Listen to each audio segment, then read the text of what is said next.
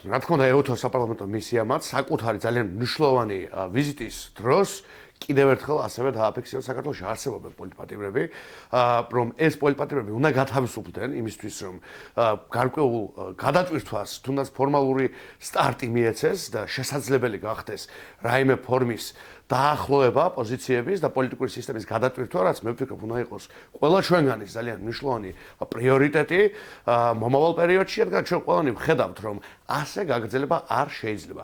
პოლიტპატიმრებით, პოლიტიკური კრიზისით, პოლიტიკური სისტემის სრული სტაგნაციით სახელმწიფო ვერ წავა წინ, ვერ განვითარდება და ვერ გადარჩება მით უმეტეს ისეთ მძიმე ვითარებაში, როგორც ახლა არის შექმნილი ჩვენს ძალიან ახლო რეგიონში. სულ რამდენიმე 1000 კილომეტრის დაშორებით მათ შორის.